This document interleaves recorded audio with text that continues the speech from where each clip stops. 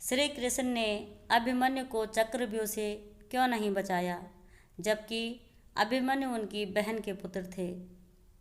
अर्जुन और सुभद्रा के पुत्र अभिमन्यु को तो आप लोग जानते ही होंगे कि महाभारत युद्ध में अभिमन्यु वीर गति को प्राप्त हो गए थे।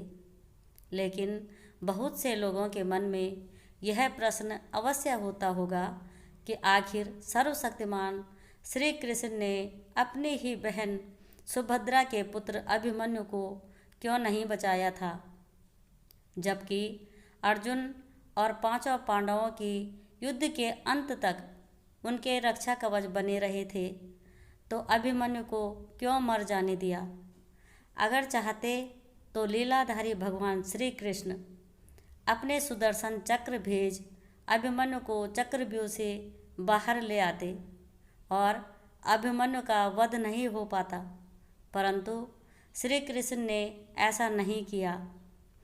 कहा जाता है कि जब भी धरती पर धर्म और सत्य की हानि होने लगे तो भगवान को नियति के अनुसार धरती से अधर्मियों और अत्याचारियों का नाश करना होता है, और इस उद्देश्य हेतु भगवान स्वयं धरती पर जन्म लेते हैं और उनके इस उद्देश्य में सहायता हेतु विभिन्न देवी देवताओं को भी अपने पुत्र को भेज या स्वयं जाकर धरती पर जन्म लेना होता है।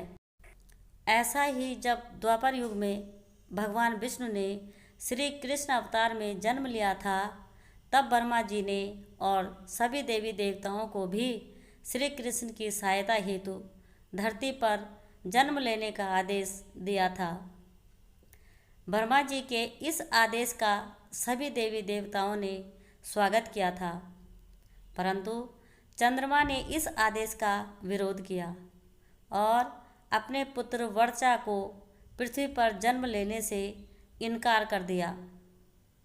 लेकिन जब सभी देवताओं ने मिलकर चंद्रमा को समझाया कि धर्म की रक्षा करना ही हम देवताओं का परम कर्तव्य है और धर्म है, इसलिए हम सभी को ब्रह्मा जी का आदेश का पालन करना है, यह हमारा दायित्व है और कर्तव्य भी है।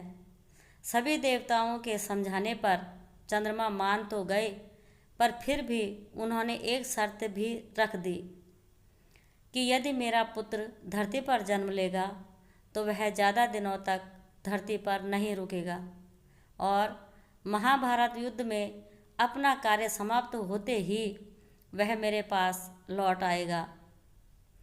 इसके साथ ही वह युद्ध में अपने पराक्रम से बड़े बड़े महारथियों को भी चकित कर घोर युद्ध लड़ते हुए वीर गति को प्राप्त होगा और उसके इस अदम्य साहस को युगों युगों तक याद रखा जाएगा।